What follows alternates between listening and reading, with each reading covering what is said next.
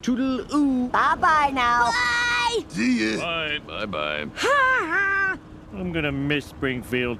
This town's been awfully good to us. No, it hasn't, Dad. That's why we're leaving. Oh, yeah. So long, Stink Town! Hey, buddy, watch this.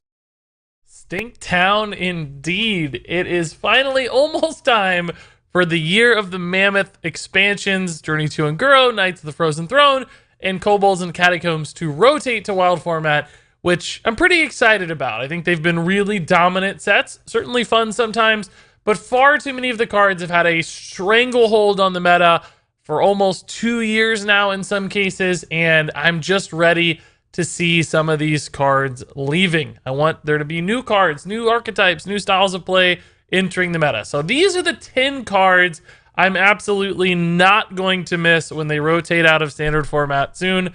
Let's check out this list. Up first, this one might be obvious if you've watched some recent videos, Deathstalker Rexxar. Now, I want to be clear. I think Rexxar is one of the most fun cards that's ever been printed in Hearthstone. Had some great moments playing Rexxar myself. For a long time, I cited this as my favorite Hearthstone card, but it's been for a long time. And that's really the problem with Rexxar and many of the other Death Knight hero cards from Knights of the Frozen Throne. They've just been too influential for far too long, and particularly with Rexxar, the fact that he can generate infinite resources bundled into a single card that shuts out control archetypes almost single-handedly. That's a really big problem. So even though Rexxar is a great card, tons of fun, really neat design. Unfortunately, mechanically speaking, and for the health of the game, I really don't think Rexxar is good for Hearthstone, and it's just time for him to go. I'm not going to miss him. Up next, I have another obvious choice here with Ultimate Infestation. For way too long, this card made Druid an absolute powerhouse in Hearthstone, and even though we don't see it as much today, I haven't forgotten how ridiculous Ultimate Infestation was from day one for like a year and a half after that until other Druid cards finally got nerfed and made this thing a little bit less relevant. But at its core, it still feels like a ridiculously overpowered card and solved a lot of Druid's problems in a far too efficient manner. So for me, I'm pretty happy to see Ultimate Infestation go away. I think it had far too big of an impact for way too long. Moving on, another fairly obvious choice here. It's Prince Kella Set, which has powered a number of different tempo and aggressive style decks, and also just been tossed in occasionally into some random control decks that don't really have a need for 2-drops. Things like, Big Spell Priest were running this. You see it in Death Rattle Hunter, because if you don't really need any good 2-drops, Kella Set means you get this free card that's just going to occasionally outright win you the game by piling on a ton of stats. And that's really the reason I hate Prince Kella Set, is because if you draw it, you often win. And if you don't draw it, maybe you don't win quite as much. But knowing that if you're playing against Prince Kella Set when it hits on turn 2, that your chances at victory just drastically decrease off nothing more than a random card draw, that's really problematic that early into the game. So a card like this that creates such divergent paths towards victory or defeat, I don't like those. It determines everything right on turn 2. That's not good design in my mind. So even though Prince Kella Set surprised us all with its power level, it's done in standard format, and I am happy about it. Up next, this one might surprise some people, Stonehill Defender. I think a card a lot of people probably enjoy playing. Nobody really thinks Stonehill Defender is like an oppressive sort of card. And I even included, his cousin Tar Creeper on my list of cards that I'm going to miss. So you might wonder why Stonehill Defender is a target card here for me. The reason for that is that I think ultimately it just introduces too much variability and too much high roll opportunity. Stonehill Defender can, turn into 4 more Stonehill Defenders sometimes, just giving you all these crazy little interrupting minions on board. Can occasionally turn into a Lich King or a Tyrion or a Sunkeeper Tarim in Odd Paladin as well. So that's a problem, right? When you have this one card that can turn into so many other unpredictable things and sometimes crazy powerful things, can generate those Rin the First Disciples that can sometimes steal games.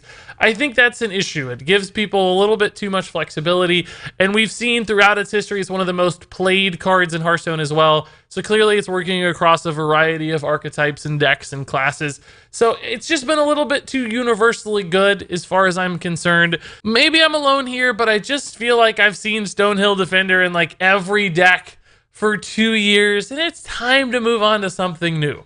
Speaking of 3 drops from the Journey to Ungoro, we have Vicious Fledgling. And this card's problematic for me because it's so snowbally. If it gets off 1 attack, it can single-handedly win games. And I think on turn 3, that's just really unfortunate. You don't want games to be decided that early. It demands decks and metas to kind of warp itself around the threat of cards like Vicious Fledgling or Hinchclan Thugs, another one we saw in the Witchwood. And you might think, well, Vicious Fledgling's not everywhere. It's not, but it still pops into decks from time to time. Certainly has had moments in the meta where it's more dominant than others, but it's still, when it hits, it's just this crazy high friction instant threat that you have to have an answer for, or it ends up costing you the game. And I hate those sorts of moments in Hearthstone. Nobody wants to lose to that sort of card. It needs to be, if you're going to lose, it needs to be the centerpiece of the deck. It needs to be something that's hard to pull off. Not a card like this that's just occasionally a free win. I don't like that sort of design. So for me, I think this crazy snowball-y card is something I hope we don't see in the future, and I'm glad we're losing this particular instance of right now.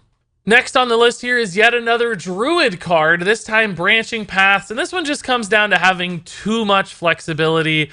I think although, Ultimate Infestation was important to Druid and certainly all the ramp options, really Branching Paths is another thing that's given them the ridiculous power level they've had at times over the last year, because it can do everything fairly well. It's not great at any one thing, but that flexibility means it can do some really good stuff sometimes.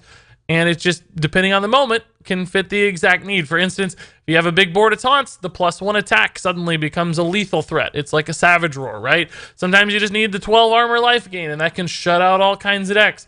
Other times it's, a fairly expensive Arcane Intellect, but it still draws you the cards you need to find the next big thing in your deck. So that ultimate utility and flexibility, even within itself, like you don't even have to pick the same option twice. All of that means that this card just meets so many needs and it serves so many different goals that it gives Druid this just ultimate utility to do whatever they need to do in any given moment. I think that's a problem. Like, this card just gives them too much to work with. Druid didn't really need that, and frankly, I'm glad they're not going to have this go-to option in the future. It just does too much. Moving on here, we have the Caverns below for Rogue, and what can you really say about this one other than the fact that it had to be nerfed twice to make it acceptable in Hearthstone, so it's clearly left a bad taste in everybody's mouth. Quest Rogue was never fun to play against. It was way too good at shutting out certain types of decks and archetypes, so the game is going to be better off without any sort of future threat of Caverns below. Even if it's not getting played today, just removing it from standard format altogether removes any of the risk that it might become good in a standard format rotation. I just don't want to ever think about it or deal with it again, so I am relieved it won't be in standard anymore. Up next here, I have Psychic Scream for Priest, and I don't hear people complaining about this card much, but I feel like it's actually one of the strongest and perhaps most overpowered cards in the game. I think that's become even more apparent when you combine it with cards like Mass Hysteria. Now Priest has 2 amazing board clear tools, Psychic Scream being perhaps the best universal board removal spell in the entire game. And that means they can pull off all those ridiculous different kinds of shenanigans and OTKs and combos that Priest likes to do these days. So for me, I think removing this from standard format will really limit the late game silliness of Priest. Priest will still have other ways to play. They just won't be able to be so greedy with their combo decks and resurrects and all that stuff, because Psychic Scream won't be this ultimate out tool that gets them out of any terrible situation. So I'm actually thrilled that this card is moving to standard format. It's been really, really good and flown under the radar a bit, I think, on its power level. So for me, restoring things back to normal a little bit for Priest will be a really nice change. Moving on here, I have another Druid card and another card that has previously been nerfed with Spreading Plague. And this one's just too good sometimes, right? Occasionally they give you like 25, 30, 35 health worth of minions on board, completely shutting out whatever the opponent wants to do. And I hate that. Like, that just denies an entire style of play. It's not, something we see regularly today necessarily, but we've all had those frustrating moments with Spreading Plague. And it's not just like aggro decks, right? Like, even larger mid-range decks and control decks can still run into problems with Spreading Plague because it's just an instant infusion of stats on the board, and it punishes you for doing what you're supposed to do in Hearthstone, which is playing stuff. And certainly it's not the strongest card in the game anymore, and it's not even really seen that much today. But I have a lot of bad memories from Spreading Plague. I know this is a card the community has certainly complained about a lot in the past as well. So for me, this one still ranks up there as one of the easiest cards to forget and lose. I'm certainly not going to mind at all. And in fact, I'm rather glad it's not going to be a tool in the Druid arsenal anymore. And then finally on the list here, I have Frost Lich Jaina.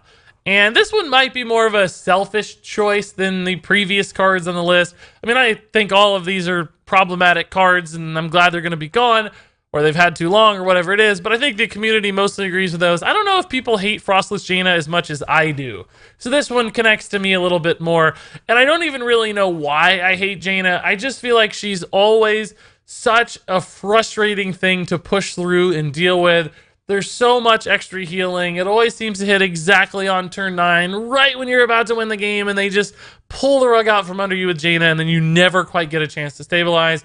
It's another card that offers, pseudo infinite late game value as well, thanks to that ping. So suddenly you've got all this extra headaches to deal with where you can't set anything to 1 health.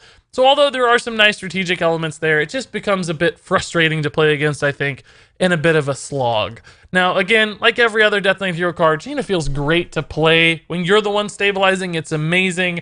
But I honestly could have included almost all of the Death Knight hero cards on this list. They're all just a little bit too good, and they've been dominating for too long. So whether I chose Rexxar and Jaina or Gul'dan or Malfurion, whatever choice you make, they're all fitting. For me, Rexxar and Jaina stood out as the most annoying and most problematic these days. I'm sure we all have our own choices, but clearly I wanted to bookend the video a little bit with the Death Knights in particular, because I think they're the one card type I'm most happy to see rotating. The game is going to change a lot without the likes of Frost Lich Jaina and Hearthstone. And there you go, folks. Those are the 10 cards I am not going to miss when they rotate out of standard format. Now, I'm curious what cards you're happy to see leaving standard format. What cards are you not going to miss at all?